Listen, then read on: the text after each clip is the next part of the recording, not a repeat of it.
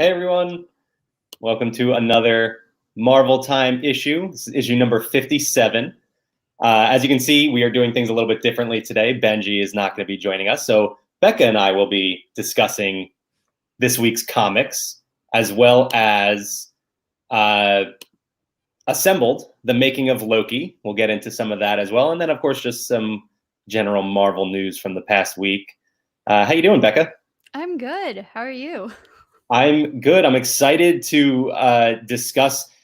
Last time you filled in for Benji, you didn't get really a chance to read all the comics. This time you got to read 4 out of the 5, so Mhm. for the most part. So I'm excited to talk about some of these comics. You ready to dive into them? Yep, let's do it. So our first issue is Thor Annual, and this ties into the Infinite Destinies story arc that's pretty much starting. It doesn't really though. Like I don't know about if you like felt any connection to the Infinity Stones in this, but I didn't. There have most of these tie-ins, quote unquote tie-ins, are mostly just because of there's the tag story at the end. So this doesn't really have anything to do with that story arc that's coming up. But yeah, it was interesting to put that title on there. Yeah, it did introduce it mentioned it at the beginning of the comic that this had something to do with the Infinity Stones, and I was like, okay, kind of familiar with that, but no, I agree with you. I didn't get really this storyline tied in with that. Yeah. It was also a little bit weird that this is sort of a follow up to War of the Realms, which was a big, major crossover story event about 2 years ago. So, Okay. kind of weird that they are following that up now. However, there was some really funny stuff with Hawkeye based Yes. off of that. Yes, I would say that I actually laughed out loud. Mhm. That was probably my favorite moment of the comics I read today. Um, Yeah. And I won't completely spoil the jokes, but we'll just say that they basically make the jokes that Marvel fans make about Hawkeye. You know, like he's not the coolest hero out there, I guess. no. Yeah. It also introduced a very interesting new villain whose name I can't remember off the top of my head. It was a very strange name. Um, Yeah, like I forget. yeah, it was like Varl or something like I don't know. It was Carl, but with a V, something something like that. Um, but interesting concept. He basically eats dead universes, so he should be a formidable foe in the future. He doesn't get too far in this issue, but we'll see where that goes stemming off of this one. But I enjoyed this. This was an interesting look at Thor coming off of the Donny Cates run. It's fun. It was a little bit corny at times. Like it gets into sort of the realm of the Marvel universe that is like, you know, sort of the reason that people look down on comic books. Like we're talking about like fairies and these other realms and stuff like, you know, it's kind of weird, but we also get some really cool stuff with Thor and going through the history of Thor and getting some cool throwback artwork. So it was fun. Yeah, I agree. Like you said with the fairies, I mean, I was surprised how it opened and just how much dialogue there was, and I'm Yeah. like, this is kind of not boring, but it was just so like basic. They're getting ready for a party, and I'm Right. like, what? Yeah, and it's hard to get into that coming off of the Hellfire Gala, which was just a big party with a bunch of Marvel characters there. But that was actually done like really well and was a lot of fun. And this seemed kind of corny. But going off of that corny, light-sided thing, our next comic we're going to be talking about is Extreme Carnage Phage, and it's number 1. But really, this is part 3 of this Extreme Carnage story. And this story has been dark, to say the least. It's symbiotes, it's carnage, it's bloody, it's gruesome. So I don't know about you, but I've been enjoying it.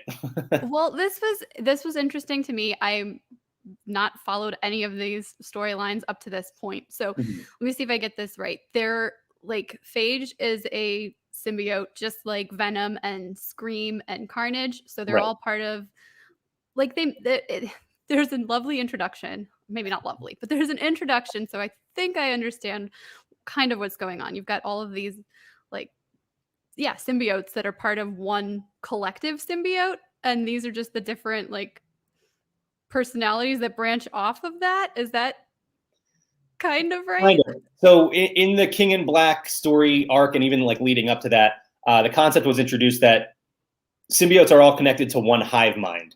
And that hive mind was controlled by the god Null.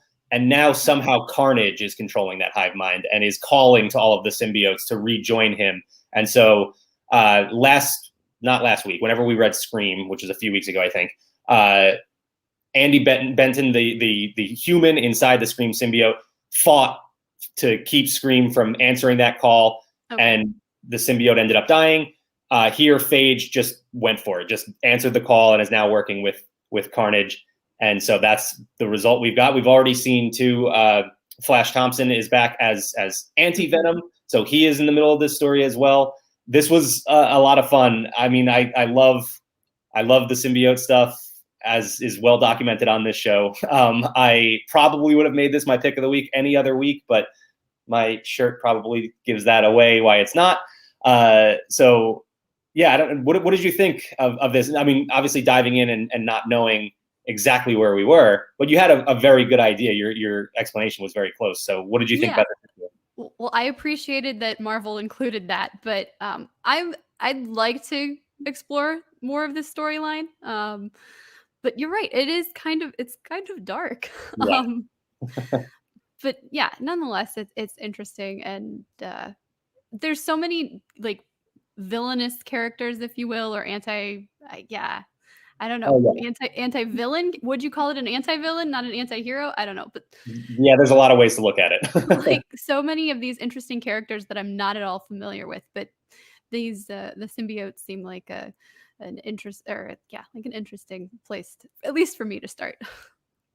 Yeah, and I love when these kinds of stories are also grounded in reality, and sort of the backbone to this story is that there's this political party, I believe it's the Friends of Humanity is the name of it, that is pushing for control of all alien anything on Earth. So coming off of King in Black, because of this huge alien threat they just survived, they want to crack down on anything that's not of Earth. That includes things like Thor and any other characters that are from a different planet.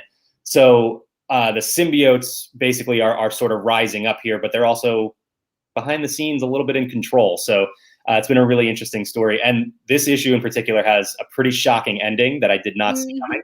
So yeah, I'm excited to see where it goes from here. Yeah, no, I was looking at the last couple panels and I'm like, wait, I think I'm understanding this. And then they kind of explain it on like the last page. There's like a letter from one of the writers, or not a letter, but I was like, okay, so I was able to catch up really quick with some of what was happening, and I'm like, okay. So our next issue, moving over to another corner of the Spider-Man realm of things here, we've got the conclusion to the Clone Saga from Miles Morales. This one, I mean, jumping into the conclusion of any story has got to be a little bit strange. So I'm curious to get your thoughts on this one.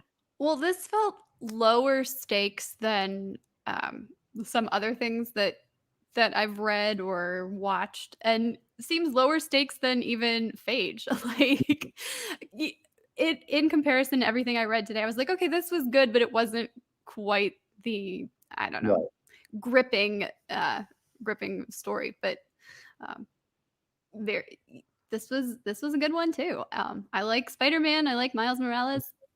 So yeah, I totally agree. This was a strong lineup of comics this week. I think coming off of, I don't remember if it was last week or the week before, but we had some weaker comics. But this week was a strong group, and yeah, I really liked this one. The Clone Saga was up and down for me. Benji and I talked about we weren't really excited to get into another Clone Saga with Spider-Man because they've done it before. It was cool that they did it for Miles Morales, but at the same time, it's the same story. This ended up being a little bit different. They went some different ways with it. It ended up not really adding up to a whole lot aside from an interesting new family member for Miles Morales at the end of this. But I did like this conclusion. I liked the showdown. I kind of wish it lasted a little bit longer. It was like this big epic fight because I blew through this issue in, I don't know, a few minutes because it's mostly action. So it's just a lot of, bam, pow, as opposed to a whole lot of dialogue, which was great. There was some awesome art. It was really, really, fun. but I would have liked to see that fight drawn out a little bit longer, I think. Yeah, that's what I think that you're hitting on it exactly. Like, maybe not. Maybe that's why I felt like it was lower stakes, because it was just like so quick. Yeah, I'm also, yeah, I mean, you're right. It's definitely lower stakes too, because this really was just a personal story for Miles, as opposed to, coming off of Phage, which is like worldwide issue going on, coming off of Thor, which is a universe-wide issue. So now this is really just personal for Miles. But I enjoyed it. I'm not sure we really got the answers we were looking for regarding this Clone Saga, and I'm sure we'll get some more as it goes forward. But yeah, no, it was a serviceable conclusion, I'll say. Like, it got the job done. Yeah. Well, I felt like this is something that you'd definitely be able to recommend to, I don't know, maybe some younger readers even. Like, it wasn't scary the way some other books can be. Yeah, and I believe the Clone Saga was maybe 4 issues long, and most of them were along these same lines. Not a whole lot of dialogue, mostly action heavy. So a very fun, easy read for sure. Our next one is the one I was most excited about. Our new start for Moon Knight. This is Moon Knight #1 with writer Jed MacKay. And as you can see, as I gave away before, this is my pick of the week.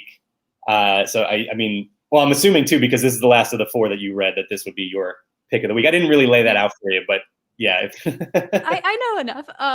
This was the first one I read, because I thought, if I can only read one book, this is the first in the series, or the first in this run, and I kind of very interested in Moon Knight, and I know we're going to be getting that character in the MCU and on Disney Plus. So I was like, this will be the one to start with, and I really liked it. Yeah, well, that was going to be my question. I know you were aware that we were getting this character in the MCU, so I wanted to ask you: had you read anything about Moon Knight before? Were you familiar with the idea of this character? No, not at all. I think, other than knowing that he does have ties to Egypt, is that correct? Or Yep. ancient gods. So I knew that much, and I'm like, okay. So, but otherwise, no. I was happy to see he's kind of, well, at least this version, he's like almost like a vampire hunter, sort of. And he talks about having died a couple times, and I'm like, Buffy's a vampire slayer, and she's died a couple times. So I was very much on board with that. There you go. Your connections to Buffy right there. Yeah, I thought this issue was a great introduction to the character. Like you said, it kind of gave you the backstory, so you can come in not really knowing anything about this character, pick up just this first issue, and get a good feel for what he's all about. The only thing that I wish we got a little bit more of was his split personalities, that we got mention of a few times throughout the issue, but we didn't really get to see play out. And it does seem as though this series will be moving in that direction in the future. So definitely looking forward to that. There were a lot of elements from past stories, lots of mentions of Khonshu and some of the things that Moon Knight has done. And just as a quick explanation, Moon Knight was not a great person. He was a mercenary. He got killed. He got betrayed by somebody he was working with. He ended up dying in Egypt, and the moon god Khonshu saved him, and now he became the Fist of Khonshu, and now he has these powers, and he is the protector of those who travel at night. So any threat that pops up and threatens like his area, which is some section of New York City, which you assume with every Marvel character at this point. But yeah, he is, like you said, he's taking out vampires as they're attacking people at night, which any comic that mentions a vampiric pyramid scheme I'm on that. I loved that. So he's taking out vampires and werewolves and all sorts of things. There's some really funny moments with the C-list villain 8-Ball. So I was like, I couldn't believe that was actually a character. Yep. Yeah. Oh, yeah. There are some corny villains out there, corny characters in general, really out there in the Marvel universe. But they did a great job of using him in the way that he should be used. Like they treated him as if he was this C-list, maybe even like D, or I don't know how far down you can go on the list. But yeah, he was treated in that way. And I love that he mentions, he's like, oh, Moon Knight's here. Please don't cut off my face, because that is a thing that Moon Knight has done. So yeah, I like that they allude to a lot of history of this character. They also introduced, as we've seen in a couple of different comics now, an interesting new villain as well. So very interested to see where this series goes for Moon Knight. And also, I should mention he's running a business now where he is taking complaints from citizens and protecting them, and basically just he has an office set up and everything. It's really funny and a lot of fun. So excited about this series. Me too. And our final comic we're going to talk about is Guardians of the Galaxy number 16. This is part of the Last Annihilation story arc that's been going on. This is the one of the 5 that you did not get to read. So, I mean, you knew this was coming, right? I'm gonna have to ask you, based on the cover here, can you tell me what this is about? Yeah, that big flaming creature is smiling, so I can't tell if they're working with the Guardians or if that's like the last annihilation that they're all gonna like they have to fight. Is that a character named Annihilation? No, Annihilus is a character, so I'm not entirely sure why this is called Annihilation, really, because that was a storyline based off of that Annihilus character. That is actually Dormammu right there on the cover, and he's not doing it in the cover here, but in the comic is actually wearing Ego, the living planet. So, he has become a living planet himself. So Dormammu plus Ego, that's the villain they're dealing with here. So you can tell the stakes are pretty big. It's kind of repetitive at this point with all the stuff that's going on with Guardians of the Galaxy and Hulkling and Wiccan and all of these characters.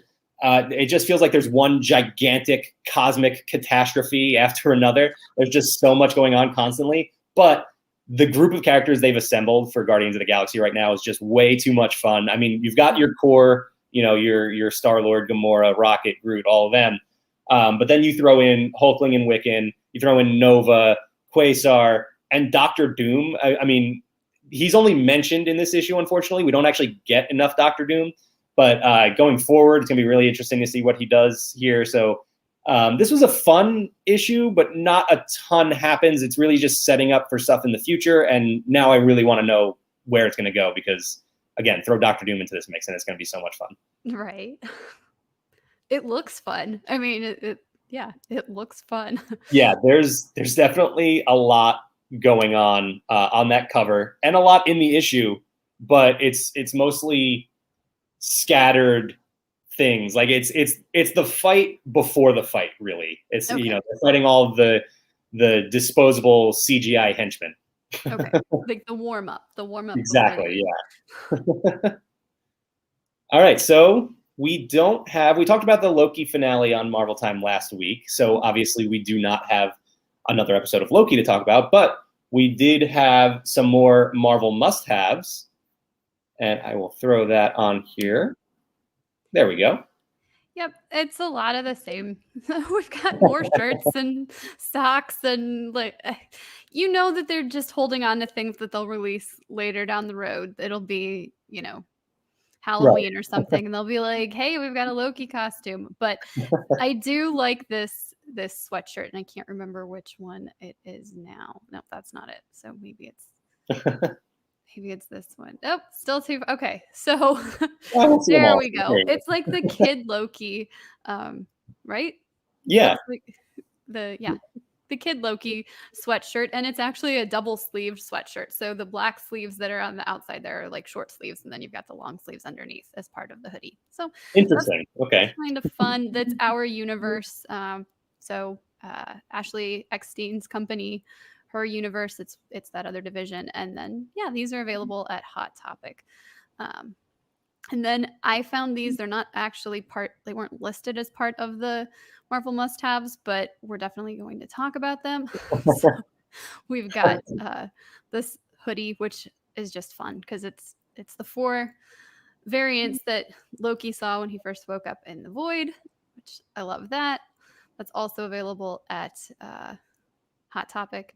And then I really like this Miss Minutes. Yeah, I like that one a lot. It's so cool. She's just like, slip it in there with the stars in the background. I really like that. And then there's this button, the Loki for President button, which is sold out, but it looks like you can still add it to your wish list. So Okay. hopefully it'll be back in stock on Hot Topic. But yeah, just a nice classic simple button. Yeah. And we talked a little bit about the different these decals.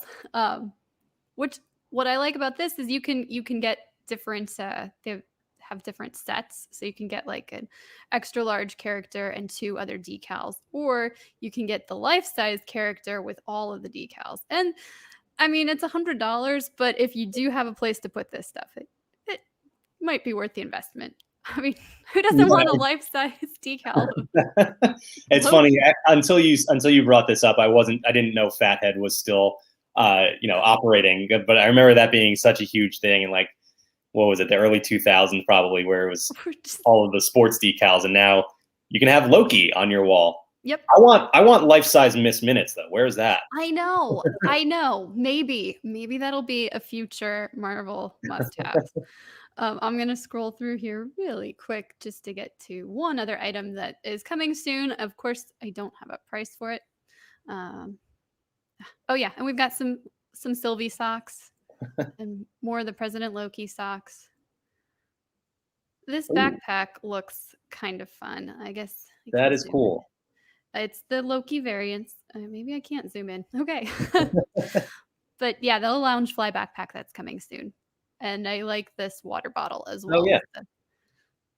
I like the color, and it's simple. So yeah. Back to the backpack. I'm all on board for any piece of merchandise with Alligator Loki on it. So right, yeah. I know. Go figure. He's the one we're most excited for. Right. All he does is growl. But yeah. Well, that growl is alligator for liar or something along those lines. That's right. All right. So cool. Some more fun Loki stuff to add to your collection. But like I said, we don't have an episode of Loki to discuss, but we did on Disney Plus today. We got the next Assembled, the Making of Loki. As Disney Plus continues to follow this format, the week after the finale, we get the documentary showing behind the scenes and everything. And this, so I don't remember if I said on here last week or if it was on Zacks of Life, but Loki was my favorite of the 3 Disney Plus Marvel series so far. You agree with me on that one? Yeah, I mean, I really loved WandaVision, but I was very excited. This one, like, I had set my expectations at whatever level, and this exceeded that. So I was very excited to return each week for Loki, more so than for WandaVision, and that's saying a lot. Yeah. I mean, I'm on board. So I think that even extended into Assembled for me as well, because I really enjoyed this documentary, giving us a look into the making of Loki. And I loved it right from the beginning. This narration we got from Tom Hiddleston, and making a joke about time, the spice or the herb or whatever you want to call it, versus the clock. So yeah, it was great right from the start. Aside from that, aside from the narration that goes kind of throughout the documentary, used pretty sparingly, but it's there. This mostly follows the same format, the same recipe as the other episodes of Assembled. But I mean, it's awesome to hear from the cast and the crew and like everything that went into, making this incredible series. They had a heavy focus on set design and costume design and stuff like that. And all I could think is, we need a Marvel museum where I want to walk through the TVA, and then especially the Citadel, when they were talking about the design of the Citadel and, the gold that kind of runs through the black marble that makes this entire building. It just looks so awesome. They give you so many great shots of it. Oh, I know. I would love to be on a Marvel set. Yeah. Or like you said, a museum. Yeah, to be able to just experience and walk through. Incredible. Yeah, all I could think of is, because the way my brain works is I want this to be a Halloween Horror Nights house so that I can walk through it. That obviously won't happen. Can we get some sort of theme park? Add this to Avengers Campus. I want the TVA. But you know what? I also want every single movie and TV show that they do. So can we just build a whole new park for Marvel? So we did, the I guess the void, like the experience, the virtual reality experience, that Mhm. thing is no more, right? Um, but we did one of the Avengers Assemble type things, and you get to go into the Sanctum Sanctorum. Am I saying that right? Yeah. With Doctor Strange. So it's like, oh, you have almost like the perfect you had the perfect setup where you could just project different images and probably lead people through different tours and just go from all your favorite different places. I don't know. Maybe Disney will find a way to do that. Yeah, I mean, I think I am honestly surprised that we don't have a full blown Marvel museum at this point, because it just seems like something that needs to happen. Kyle points out that we could just go to the hotel in Atlanta. Believe me, Jess and I have already discussed a road trip. We have too. Kyle's like, so next time we're in Atlanta. I'm like, yep. Yeah, yeah, definitely. And what he's talking about is that huge column of the TVA, that really iconic look, is based off a hotel in Atlanta. So something worth checking out, maybe. Um, there was a lot of concept art that they showed for this show all throughout. Uh, Two things that really stood out to me. One, they showed you what it would be like. There was that room where Loki had to have the ticket ready, and he watched this other guy get pruned, and they showed some concept art of that room, and it was full, like there was a whole line. It was like a normal day at the DMV. Right. And it was loaded with all these different looking characters, and there was a certain raccoon in there. So I thought that was pretty interesting. I think I glimpsed that, but it didn't even I didn't even process. Yeah, But yes. if you go back and watch, you can catch that. There's a concept art shot where you can see. At least I would assume it's Rocket Raccoon, hanging out in that line there. So we've got a Rocket variant. I wonder if that was ever pitched for the show, if they considered doing that, because at one point during Assembled, Michael Waldron, the writer, says, he was so excited that they, accepted the idea of alligator Loki, which we'll talk about a little bit more. But he said for every crazy idea he had, there were 100 even stupider ones that got turned down. So I wonder if there was the idea to include Rocket in this, or a Rocket variant very briefly in this series. That would have been fun. Well, if they're showing us concept art for that, I'm sure it must have been talked about. Well, maybe not, but I would think that it's been talked about, and maybe even, yeah, like a storyline, or maybe they had originally thought Loki would go in that room and there would be other people in line, but it just doesn't move the story forward fast enough. So it's like, okay, Right. we can't. We're just gonna keep it nice and simple. Yeah, it would have been pretty funny if that whole episode was just like Loki waiting in line. And It would be so realistic, and also I mean, it would be perfect for then Q videos at right. the different Disney parks, just Yeah. waiting for an attraction, and you just every so often you look up and, oh, yep, your favorite character's waiting for something too. The other thing that I wanted to talk about from the concept art, the other thing that stood out to me was because they spent a good portion talking about Eliath and the idea of bringing this very strange character in, and they showed a bunch of concept art for Eliath before they landed on what they went with. I need some of it. I need it on my wall. It was stunning. Like, it was just visually incredible. Highly recommend going back and taking a look through some of that art, because it was really, really awesome.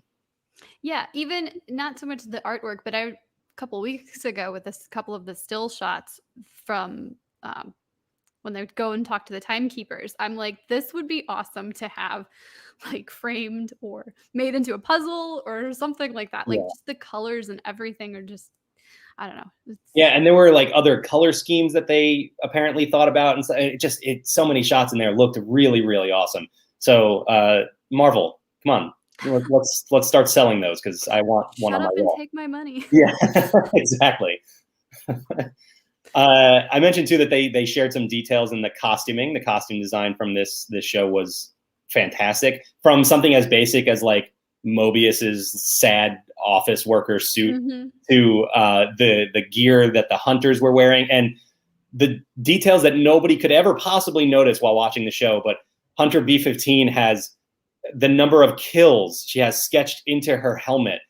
There's no way anybody saw that while watching the show, but I love that they went that far.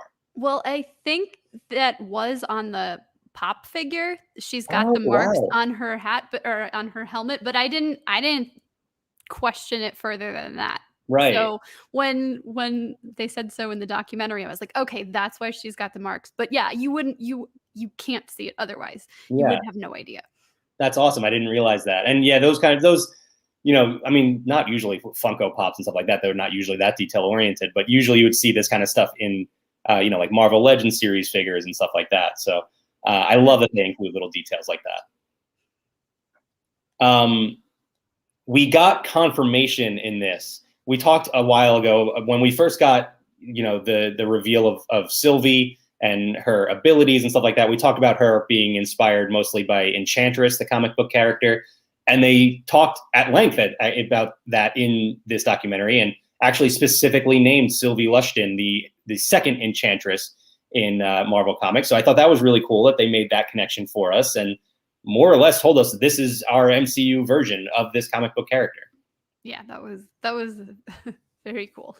You don't usually expect them to do because I mean they don't typically reveal things like that, like because that could tip off in some way where things could go for this character. I mean, granted, there are literally infinite doors open now for this character and this story in general.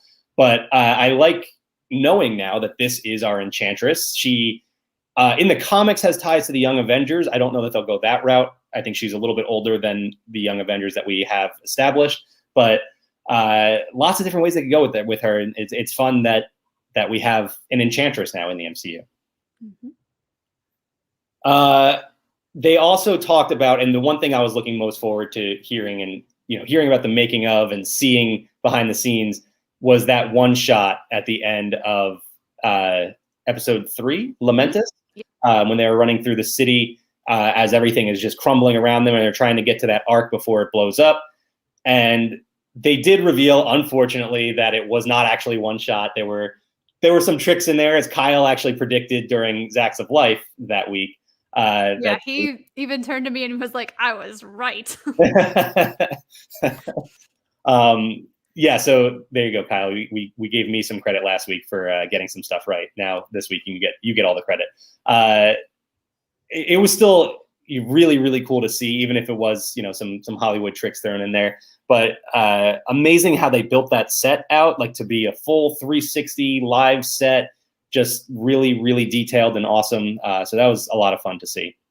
Yeah, I was amazed that I figured most of it was like just obstacles and green screen. Yeah. And it was like, no, they built exactly what they needed, or at least worked to build everything that they needed and not more. And yeah, like amazing. Because at one point Tom is standing like he's like, this is where we're gonna be running through. Right. Like, no. Yeah. And that's the kind of stuff that I'm talking about, that like, now what for that set? Like, is it just already torn down and gone? Because it was so amazing. You need to like let us experience that. It was so cool. I mentioned before that they talked a little bit about Alligator Loki, and two things that I loved about their talk about this character. One, he is modeled after a real life alligator who was actually a service alligator. Did not know that was a thing. I'm still not entirely sure how it's a thing, but I love that it is. And then the other thing was that they, when looking into the design of this character, I forget who it was that said it, but they said they wanted an alligator who's very handsome with beautiful eyes. But not at all a description I could ever come up with for an alligator. But they did it. No, it worked. That was a very handsome alligator. And I mean, just an absolute fan favorite character who I'm sure fans are going to want to see a lot more of in the future. I don't know that we'll ever be able to get him. I don't know if they got him out of the void or not, but or to be honest, if the void even exists anymore, I have no idea. That's a good point. Ooh, yeah, that's a really good point. So yeah, oh wait, hang on. We got some insight.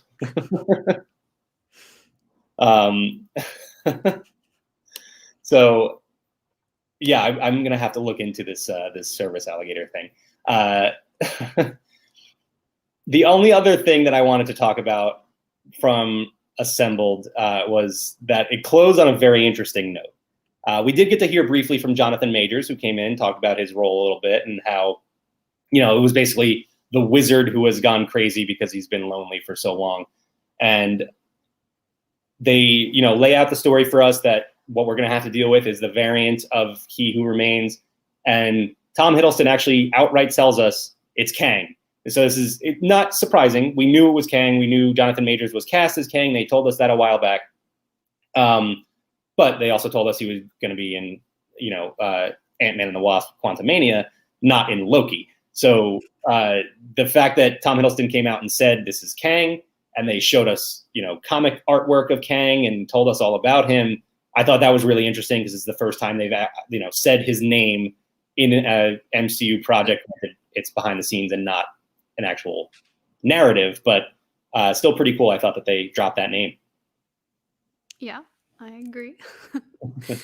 We love that confirmation, right? Yeah, definitely. I mean, between Enchantress and Kang, I was very excited by the end of this Assembled. Yeah, this was fun. This was really fun to watch. Even like the interaction between, which has nothing to do with the making of the series, but like the interaction between Tom and Owen and like their little bits for the documentary were funny, and I don't know.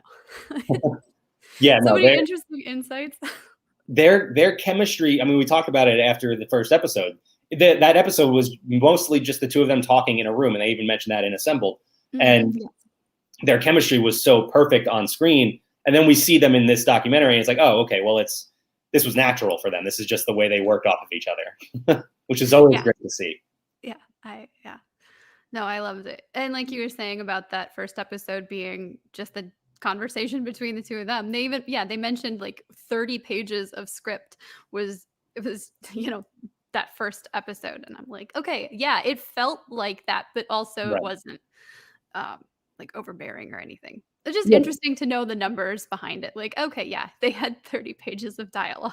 Right. But it never felt like it was just them going through 30 pages. It felt like it was one of them working off of the other constantly and adapting. And so it basically worked the way a good film or TV show should work. So it came across very natural. Any other closing thoughts on Assembled before we move on to some news? Kyle says, did you ever play Hamlet? I thought that was funny too, that Tom was talking about how he played Hamlet, and then he asked Owen if he ever played the character. So I like that he mentioned like nobody else I've worked with, like Ben Stiller never would have asked me if I played Hamlet. We definitely had fun with that. I liked the explanation that they kind of not confirmed, but we're saying like Loki is learning not to like, he didn't fall in love with himself. Well, yeah, he kind of fell in love with himself. But that's interesting too, that self-reflection, that self-actualization. And I was like, okay, yeah, that makes perfect sense. That's exactly what they were going for. And I think that came across perfectly. So That's sort of the story within the story there of, what this was. I guess you could say the moral of it, really, like all about Loki's self-growth. So it was cool to bring that to the forefront, really. But all right, so let's jump back into some Marvel news, and this was pretty interesting. So we know we have What If coming up pretty soon, which is the animated series that's going to take a look at different MCU stories that are changed. Like, what if we had Captain Carter? Peggy Carter becomes Captain America instead of Steve Rogers and stuff like that. So it's going to go a lot of different ways. But let's get to her title right. Marvel Studios Executive VP of Film Production, Victoria Alonso, she said that they're going to have more coming from their quote-unquote mini animation branch from Marvel Studios. So that's really interesting to me. I never would have thought more animated projects coming from, I guess I never would have thought that they would throw that out there ahead of What If. If What If hits huge, like I think it could be, that might, lead to some more animated series down the line, but sort of committing to that now. And I guess they're not really fully, they haven't officially announced anything, but that's interesting to me, I think. Yeah, well, then that there's at least, well, I would assume this means they have some projects lined up and they have some type of a plan. So it's, yeah, like you said, it's interesting, but I'm not completely surprised because Marvel's just like this, monster Right. of a company, and everybody just wants everything that they're creating. So it makes sense that they would pursue something like this, especially now. Well, because Marvel Studios is now doing the television stuff too, so they don't have a separate like television studio or like the Netflix shows. You know what I mean? Right. Right. So maybe this is like, okay, we can branch off in this direction too. Yeah. Well, it's interesting because I think, like you said, people are going to jump on anything Marvel releases. And there's such a demand out there for them to push out so much more content. But interesting to me that they are devoting energy to creating animation as opposed to more live action stuff, more series and movies, which we already know we're getting a ton of over the next few years.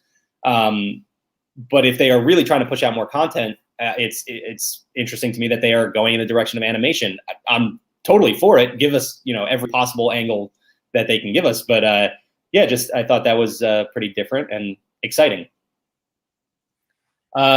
We have a couple of interviews up on laughingplace.com right now. Benji got to speak with, let me try and pronounce her name correctly. Let me make sure I get this right here. Olga Kurilenko, I believe. That's how I would say it. who we'll say appeared in Black Widow. I won't spoil anything here. And it was really interesting to hear from her now because she kept her role a secret for so long. And it's so cool that she, managed to do that with the way this movie was delayed. Right. Really impressive. Yeah, I think sometimes about the press for the movie, and it's like, okay, they filmed this so long ago. All of that stuff was supposed to be done over a year ago. Like we were supposed to be waiting for the home release, or we would have had the home release already. Like we would have been. So yeah, for someone like Olga to have to not say anything about her character for so long, yeah, that is amazing. And I would have been on Twitter 30 minutes after signing the contract and being like, I'm in a Marvel movie, but give it off. The other interview, and you can check out both of these interviews on laughingplace.com. The one with Olga also has a video that you can watch. But the other interview is with composer Lauren Balfe, who did the music for Black Widow. And he talks about, what inspired him to get into composing film scores and stuff like that. It's fascinating. So I highly recommend go and check that out. One of the things that I am most excited about from this past week in Marvel news. Did you get a chance to see this yet? No, but I've heard about it. Hasbro announced a brand new Galactus figure. And I just now saw the little guy. Yeah.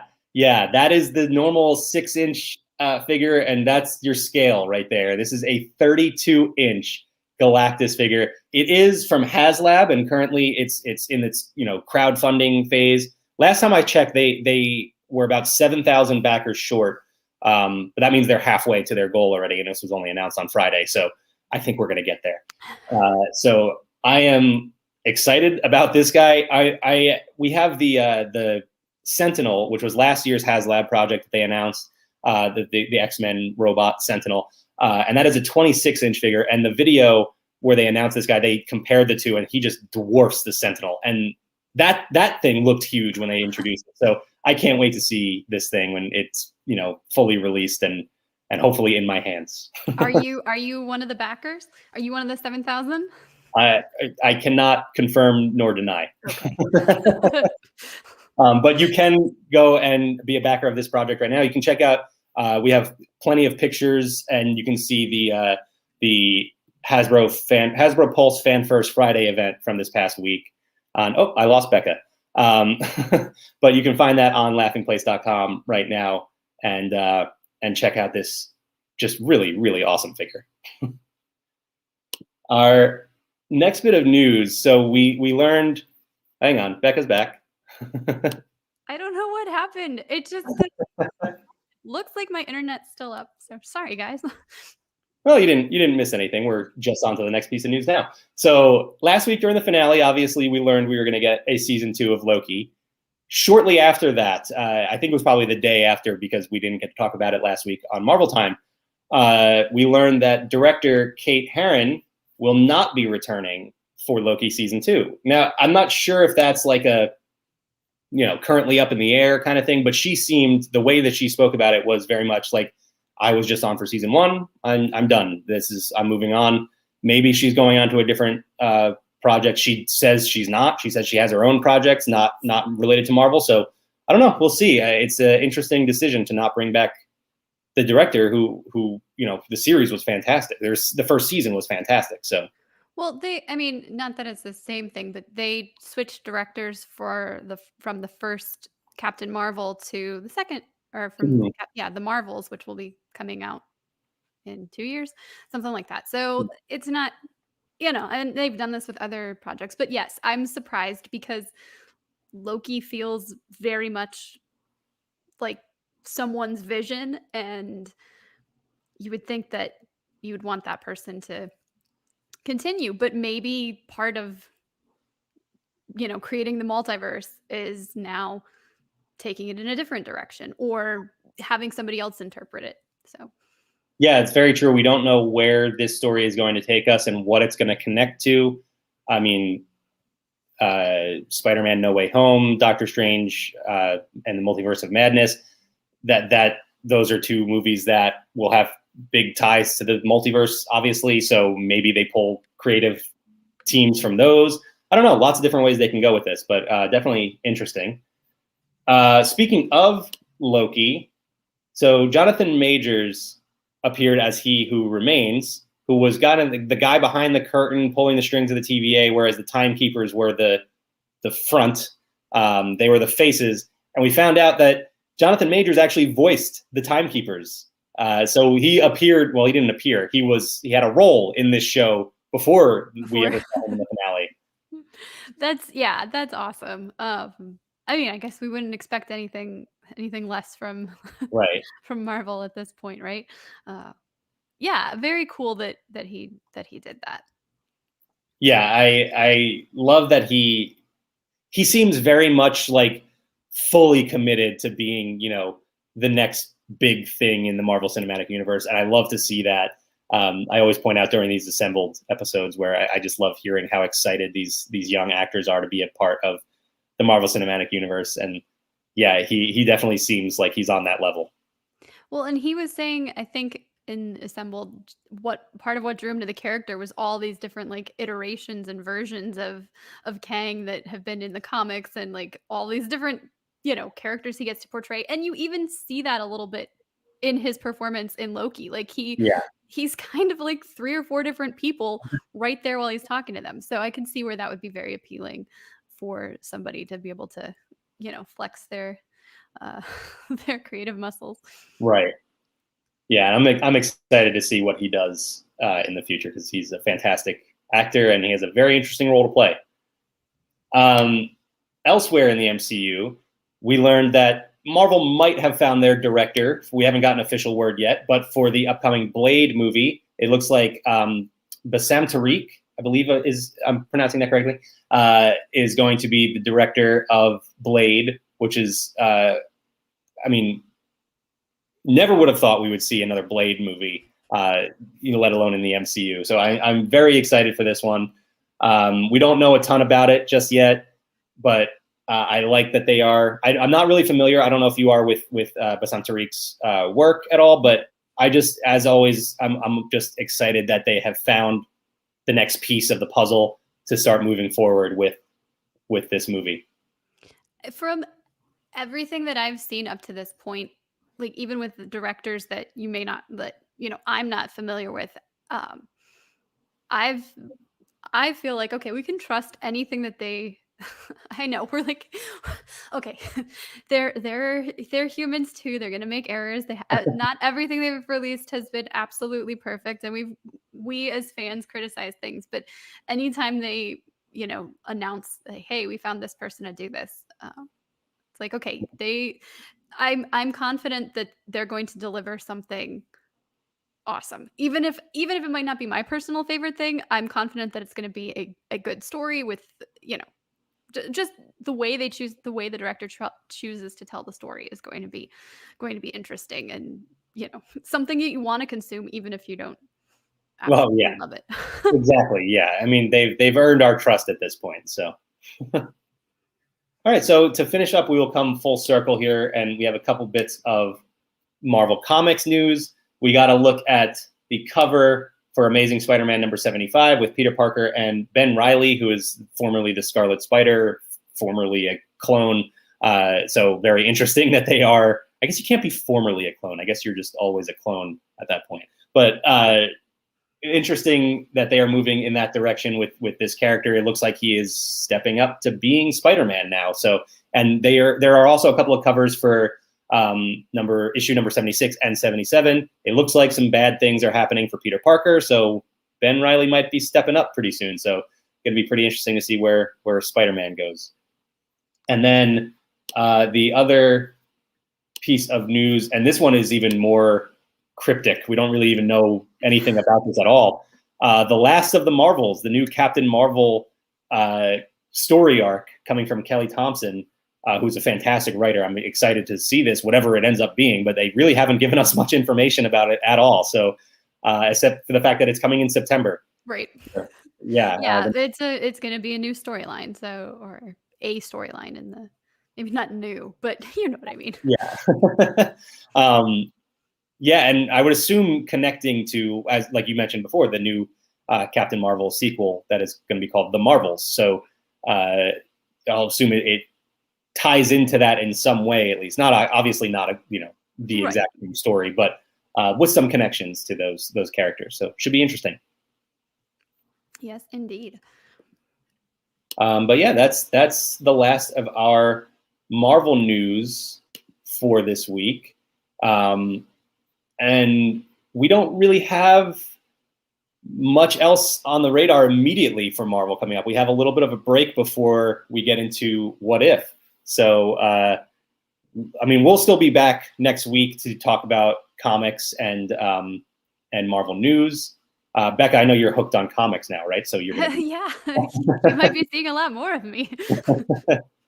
So yeah, so we will definitely be back next week.